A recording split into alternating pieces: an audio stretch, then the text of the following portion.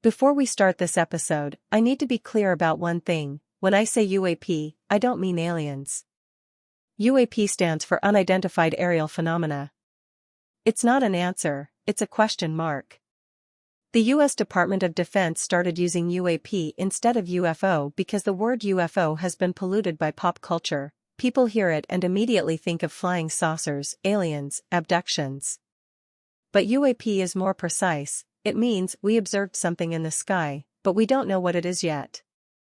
It could be an extraterrestrial craft. It could also be a physical or meteorological phenomenon we don't yet understand. Or it could be something we have no category for at all. In my UAP hypothesis, I use this term to refer to something broader, some kind of higher dimensional presence, whose technology and cognition far exceed our understanding, that left traces in human history. It's not God. It's not aliens. It's not angels. It's something we can't yet classify. The only thing I can say for sure is that it did leave some hard-to-explain traces 2,000 years ago, and those traces happen to be hidden in the story of Jesus. If UAP feels too cold, you can call it higher dimensional presence, the project team, the back end, or whatever you prefer.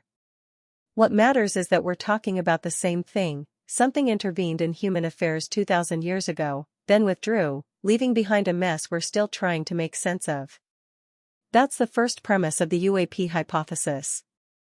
If you can accept that premise, even just for the sake of a thought experiment, then the story that follows might show you a perspective you've never considered. Now, let's put aside the question of what is UAP, because we can't determine that yet. But we can observe something. The story of Jesus has too many traces that don't look like a perfect plan, but rather like the scene of a project accident. Disciples carrying swords. The Lazarus delay. The resurrection shown only to the disciples. The cross transforming from shame to glory. Paul, who never met Jesus, becoming the founder. Individually, each of these contradictions can be explained away as mystery. But when you put them all together, they form a clear pattern. That pattern doesn't look like a perfect design by an omnipotent being. It looks more like a project that went wrong during execution. So in this hypothesis, we borrow the language of project management to analyze it, not because it definitely is a project, but because this language tool helps us untangle those contradictions one by one. We'll use a few key terms: project, a plan with goals, execution, and management. Agent, the person sent to carry out the mission, Jesus. Accident, an unexpected event during execution, the crucifixion. Patch, an emergency fix after the accident, the resurrection. Unfinished, a project that was terminated before completion. Brain project, when humans, lacking complete information, fill in the blanks and assign meaning to events. These words aren't meant to devalue the Jesus story. They're meant to describe it in a language closer to ordinary human logic, rather than only in the language of the sacred. If we use this language to retell the story of Jesus, it goes like this: Jesus was an agent. He may not have been the Son of God, but a mortal chosen by a higher dimensional presence, granted certain supernatural permissions, healing, exorcism, raising the dead. The crucifixion was an accident. Jesus deviated from the original instructions, trying to use those permissions to establish an earthly political regime, and was crushed by the power system. This wasn't a preordained plan, it was the failure of a political gamble. The resurrection was a patch.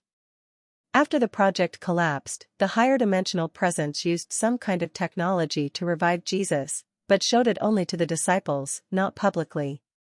This was an internal review, not a victory declaration. Paul was a patch. A man who never met Jesus was brought in to clean up the mess.